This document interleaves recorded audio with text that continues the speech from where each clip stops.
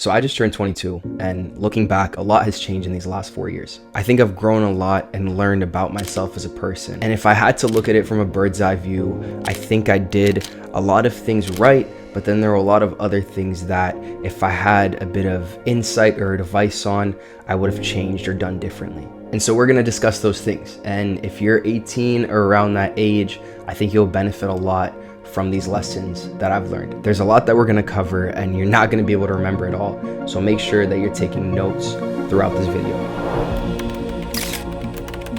The first bit of advice I would tell my 18-year-old self is that nobody actually cares. One of, if not the biggest issue with most teenagers, my 18-year-old self included, is that we care way too much about what our peers think of us. Having that thought in the back of your head all the time of what are people gonna think or say, it really paralyzes you and you're not able to get the stuff done that you really want to do, or even just be yourself. You wanna be able to fit into this certain bubble, and so you start acting a certain way, talking a certain way, even dressing a certain way just to try to fit in. But I feel like with time you kind of just realize that nobody really cares what you're doing because everyone is so concerned about their own self. They're occupied with their own thoughts and ambitions and worries, and so you posting a video or you being a little goofy, no one's really gonna care. If I never realized this first point and always tried to fit in, then this right here would never be a thing. I would not be in front of you right now, because the thing that held me back for the longest time making videos and doing what I actually enjoy doing is what other people would think of it. What do people think of the video? Do they think it's cringe? This and that. And that really honestly stopped me for a long time from posting videos. And I'm really glad I got over that, because you know, that's led us to where we are right now. And obviously don't go to the other extreme as well and start saying, I don't care what anybody thinks about me. That's what we call in adult terms as arrogance. Don't be that person. You should care what certain people think about you. The people that you respect, the people that you look up to and admire, the people that you want to be like when you grow up. You should definitely care what they think about what you do and how you act and how you talk. Because if they're good people, then they'll give you honest and sincere advice that will help you improve yourself as a person. The second advice that I'd give myself is to go to the gym. Being consistent in the gym has been one of the most transformative habits for me in my own personal development, and I wish I would have started sooner. I think I started going when I was about 18, but I wasn't really consistent with it. I didn't really get the swing of things until I was about 19 or 20. But being in the gym 5-6 days a week really taught me discipline. The discipline that you have in the gym carries over to other aspects of your life as well. If you can push yourself in the gym to get that last rep, to push past failure, then you're also going to be able to discipline yourself to sit down and study even though you're exhausted.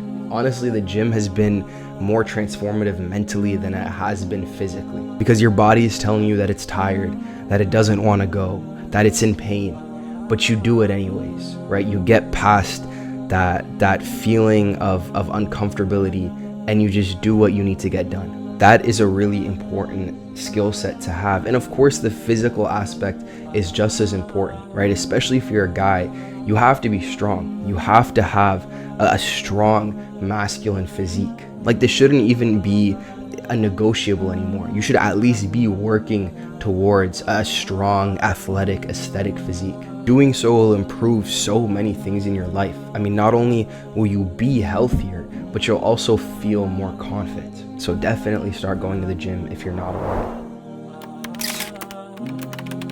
Number 3 is to be patient.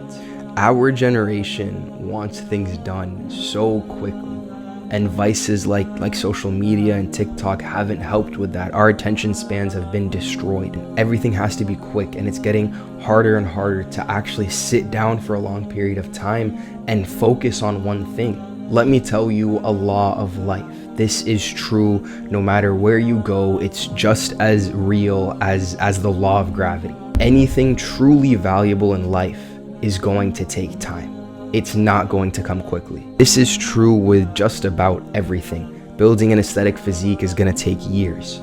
Starting and growing a business is going to take years, if not decades. Heck, even starting a YouTube channel, a successful YouTube channel, that is going to take a very long time. I've had people ask me, I've been posting for 3 months now, 6 months now, my videos aren't getting any traction. How do I get my channel to pop off? Let me show you what my channel looked like for literally 2-3 years.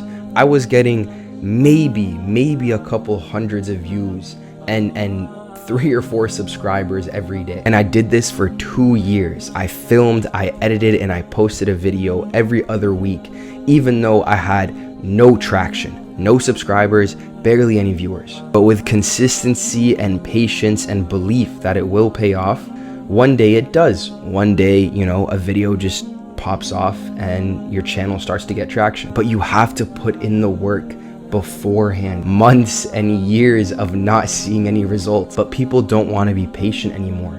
Nobody wants to put in years of hard work to get something valuable. Now here's a scary question that I want you to think about. If you never put in the work to produce something valuable, then are you valuable? If your knowledge is shallow, if your body is weak, if your mental health, your clarity, your attention is weak, then what does that say for you as a person? This is a bit of tough love, but the opposite is also true. If the large majority of people aren't able to focus and produce something valuable, then that means that you have that opportunity. That means that the competition is almost non-existent. That if you're able to sit down and really just focus and work on something, you are going to be successful. So be patient and your hard work will pay off.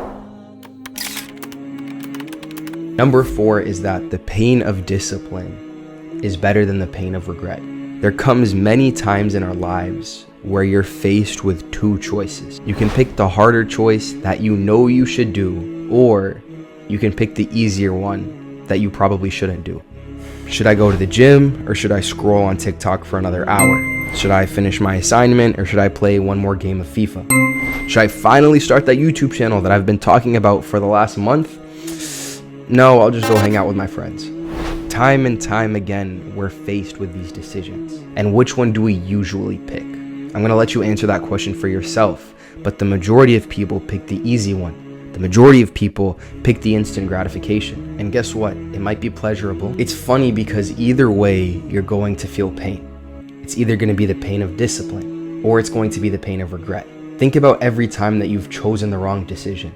Did you really feel good about yourself?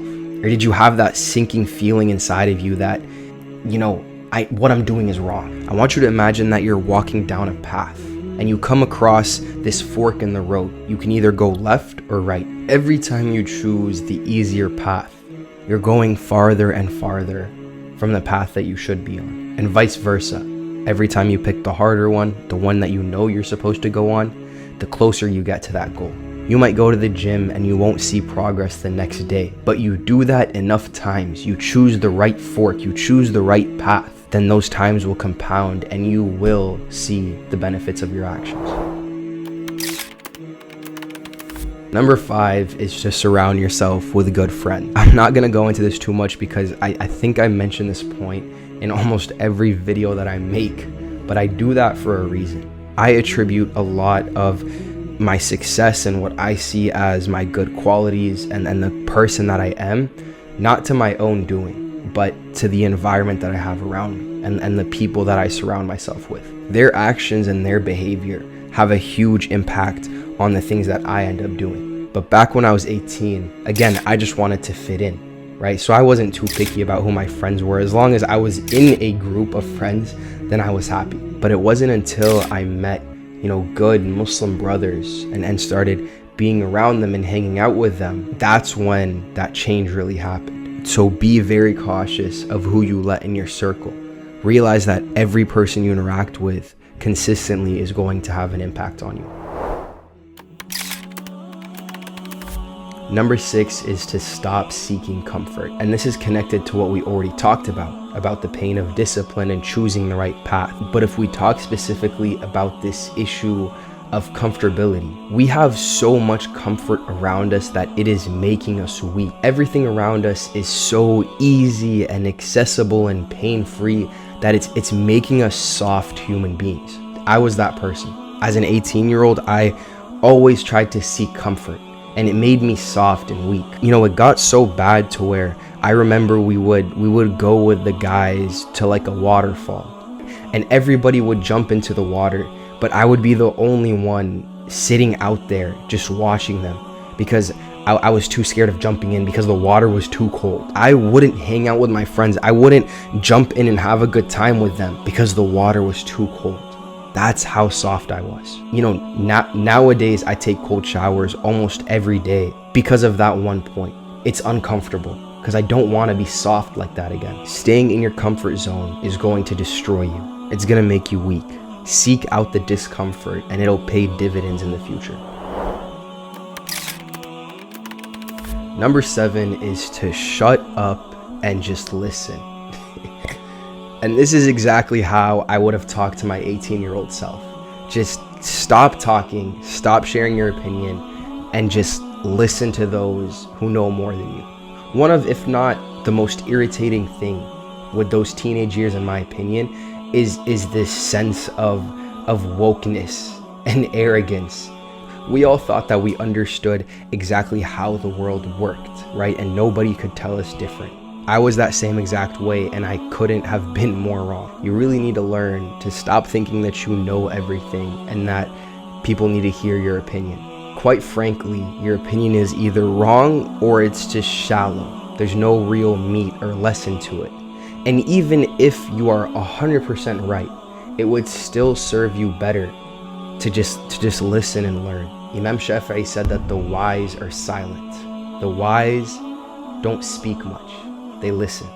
You know, it might seem harsh, but it's a reality of life. Every 18-year-old still has a lot to learn about the world. Naturally, you learn as you grow, and you're not that grown. There are people who have been on this earth for twice the time, 3 times, 4 times the amount of life that you've had on this earth. So learn from them. Ask questions, build those connections, and then you'll start building upon what you know. The 8th lesson I would have told myself is to take care of your health. And you're probably thinking we already covered going to the gym. This is a little different because there's so many aspects of your health other than just lifting weights. I used to not care at all about things like my posture or stretching when I was younger, and they've started to catch up to me now. You know, I'm only 22, but you know, my neck's already starting to hurt. I got lower back pains now. I thought that I would have at least until my mid-30s before my lower back started hurting. But because of the things that I did when I was younger, you know, I'm starting to feel the effects of those now. So it's simple things like eating the right kinds of food, stretching, you know, having correct posture, having a consistent sleep schedule. All of these things are going to do you wonders if you can start implementing them from now. And the last bit of advice I'd give my younger self is ihfadillah yahfaduk. Be mindful and take care of the rights of Allah, and He will take care of you. Assuming, of course, that, you know, as Muslims, we all have an obligation towards Allah. We have certain things that are expected of us, and I can honestly testify that the more you're wary of those things, the more you're cautious about staying in the boundaries of Allah and staying away from the haram, you'll start to see those blessings in your life, right? Allah really will take care of you. And the opposite is true. You can have all the things that I mentioned. You can go to the gym, take care of your health, make the right decisions, stay disciplined, all that kind of stuff, have the right friends. If you don't have a connection with Allah, you're gonna suffer. None of those things are gonna matter. And again, that's just a reality of life. Allah says, وَمَنْ أَعْرَضَ عَنْ ذِكْرِي, whoever strays away from my remembrance, فَإِنَّ لَهُ مَعِيشَةً ضَنْكَ, he's going to have a depressed life. He's going to have a depressing life. We wonder why depression is so rampant in our generation, in a lot of teenagers. How's your connection with Allah? That's where you should always start. You should ask yourself that question first. How is your connection with Allah? If you haven't been taking care of that, then don't look at anything else until you fix that point. As young teenage Muslims, you know, sometimes we're also embarrassed or shy of our faith, right? We don't want people to know that we're Muslim. And to be honest, I used to be this person in high school. You know, I would quietly go to the teacher during class and tell him that I need to go pray. And I'd go to a room that we had in the library and go pray quickly and come back. And my classmates would always ask me, where'd you go? Just out of curiosity. I would always say the bathroom. I went to the bathroom, or I went to the library. I'd never tell them that I went to go pray. But then a Muslim friend that I had, you see how these points are connecting? Because I had a good friend with me who wasn't embarrassed, who was actually very confident in his deen. He told them, yeah, me and Mu'adh, we go pray. We're Muslims, we pray 5 times a day, we step outside. And I don't know what I was scared of. Maybe I thought that they would make fun of us, but it was the exact opposite. All of them were super interested and they wanted to know more about Islam and why we pray and all this stuff. So be confident in your faith. Umar ibn Khattab says that we used to be the most disgraceful of people, right? And Allah honored us with Islam. A'azzana Allahu bil Islam. And if we try to seek that honor through anything other than Islam, Allah's going to use that thing to disgrace us. And the fact that you've watched through this entire video, it shows me that you actually care about your self-improvement. You want to be a better version of yourself and you want to grow. And if you're around the age of 18, I'm assuming that you're in school or you're starting college soon. And so I want to share a product with you that I've been working on. It's called the Student Success Manual. I took the most important tips and lessons that I learned from my studies in college, the ones that helped me finish uni in 3 years, bring my GPA up from a 3.2 to a 3.85, and help me get into my top choice dental school. There's a reason why I'm mentioning this at the end of the video. It's because 90% of the people have already clicked off. You're still here because you're serious about your development. And if you're unsure how to tackle college or classes are stressing you out, I can promise you that the steps mentioned in this manual will take college from being a stressful burden to an absolute walk in the park. Once I implemented these strategies, college was honestly a piece of cake, and I still had time to do the things in life that I really enjoyed. So the link is down below for anybody that's interested. Thank you guys for watching another video. Wassalamu alaikum wa rahmatullahi wa barakatuh.